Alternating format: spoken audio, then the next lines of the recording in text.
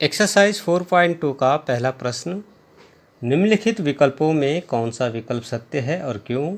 y बराबर 3x plus 5 का number एक अद्वितीय हल है, नंबर 2 केवल 2 हल है, नंबर 3 अपरिमित रूप से अनेक हल हैं।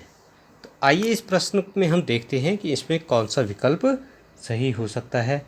जो हमारे पास समीकरण दिया है y बराबर 3x प्लस 5 दिया है, ये समीकरण हमारे पास दिया है। ठीक है, अब अगर हम इसमें अलग अलग मान रखते हैं तो कितने मान इसके हम निकाल सकते हैं, देखते हैं। x बराबर 0 रखने पर y बराबर हो जाएगा 3 गुणा आ गया 0 प्लस 5, तो ये कितना आ रहा है 5।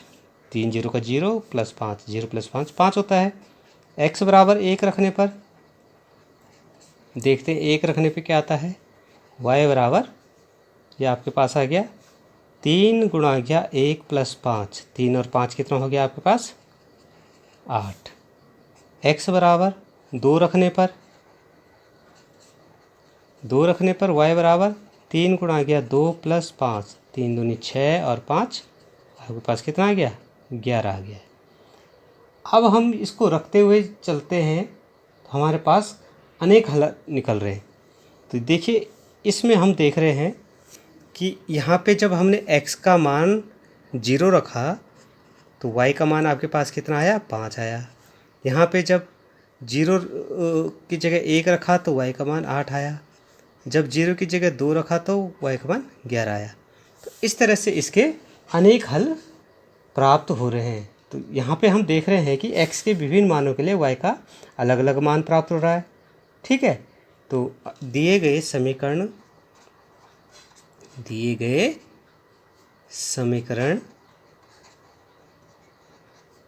के अपरिमित रूप से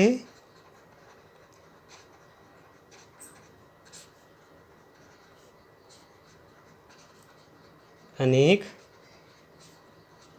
हल हैं, अतः विकल्प 3 सत्य है।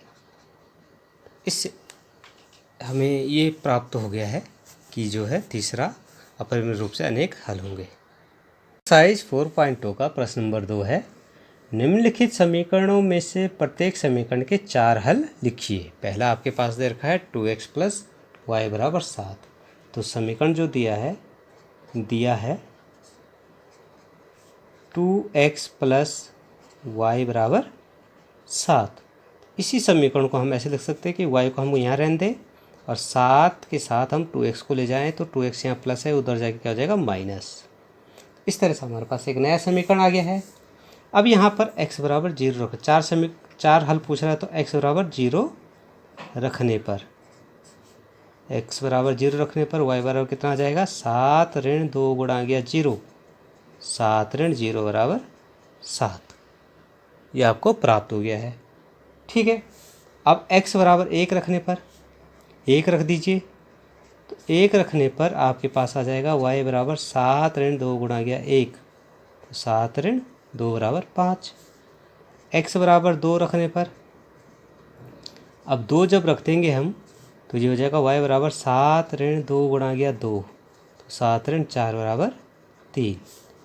x बराबर 3 रखने पर तो ये हो जाएगा y बराबर 7 ऋण x की जगह फिर 3 रख देंगे तो 7 ऋण 6 बराबर 1।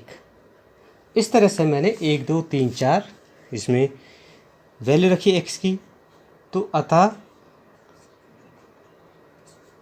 दिए गए समीकरण के हल के 4 हल देखिए, एक तो हो जाएगा 0 कॉमा, जब x का मान 0 था y का मान कितना आ गया 7, जब x का मान 1 था y का मान आ गया था 5, जब x का मान हमने 2 रखा तो y का मान 3 आया, जब x का मान 3 रखा तो y का मान 1 आ गया। इस तरह से हमने 4 हल इसके प्राप्त कर लिए। ठीक है, ऐसा नहीं है कि जैसा मैंने रखा है 1 2 3 4 आप ऐसे रखें, आप अपनी सुविधा अनुसार कुछ भी रख सकते हैं। देखिए एक प्रश्न मैं करके और दिखाता हूँ, इसका सेकंड पार्ट है दूसरे का। सेकंड पार्ट में हमें ये दिया गया है समीकरण पाई x प्लस वाई बराबर 9। इस समीकरण को मैं लिख सकता हूँ y बराबर -9 9 माइनस पाई एक्स, वाई बराबर 9 माइनस पाई एक्स। पाई एक्स को मैंने पक्षांतर कर दिया है जो कि दाएं तरफ जाके माइनस हो गया। अब मैं यहाँ पे x बराबर समीकरण में x बराबर 0 रखने पर सबसे पहले मैं 0 रख देता हूँ। ठीक है, तो y बराबर कितना आ जाएगा 9 माइनस पाई गुणा गया 0 बराबर 9। x बराबर, अब मैं चलो यहाँ पे 8 लिख देता हूँ, तो अब देखते हैं, तो y बराबर हो जाएगा 9 माइनस पाई इंटू 8, तो 9 माइनस 8 पाई आ गया। x बराबर मैं -2 रख देता हूँ। तो ऐसे ही आप कुछ भी वैल्यू रख सकते हैं, तो पाई इंटू -2, तो ये हो जाएगा 9 माइनस माइनस का प्लस 2 पाई। x बराबर -3 रख देते हैं, तो y बराबर आपके पास आ जाएगा 9 माइनस पाई इंटू -3, तो माइनस माइनस क्या हो जाएगा प्लस, ये हो जाएगा 3 पाई। तो दिए गए समीकरण के हमारे पास हल प्राप्त हो गए हैं। तो दिए गए समीकरण के 4 हल क्या क्या है। जब x की वैल्यू 0 रखी तो y की वैल्यू आई 9। जब x की वैल्यू हमने 8 रखी, y की वैल्यू आई 9 माइनस 8 पाई। ठीक है, जब हमने x की वैल्यू -2 रखी तो y की वैल्यू आई 9 प्लस 2 पाई। और जब हमने x की वैल्यू -3 रखी तो वैल्यू आई y की 9 प्लस 3 पाई है। इस तरह से हम किसी भी समीकरण का आंसर निकाल सकते हैं। चलो एक और प्रश्न कर लेते हैं। दे रखा है थर्ड जो है हमारे पास पार्ट जो है दिया गया समीकरण में लिख देता हूँ। दिया है x बराबर 4y, यह हमारे पास दिया हुआ है। ठीक है, इसी समीकरण को मैं ऐसे लिख सकता हूँ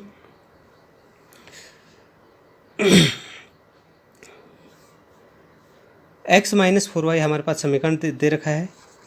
इसी समीकरण में मैं x y की वैल्यू रख देता हूँ। ठीक है, तो दिए गए समीकरण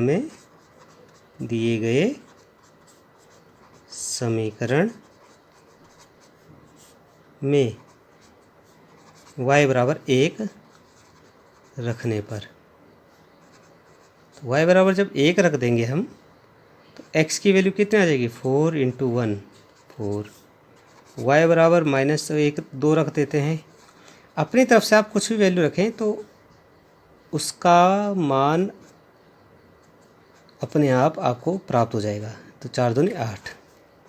y बराबर -3 रखने पर तो ये हो जाएगा x बराबर 4 गुणा गया -3, तो ये हो गया -12। y बराबर 4 में रख देता हूँ सीधे प्लस का, तो ये हो जाएगा x बराबर 4 गुणा गया 4 16। तो दिए गए समीकरण के हल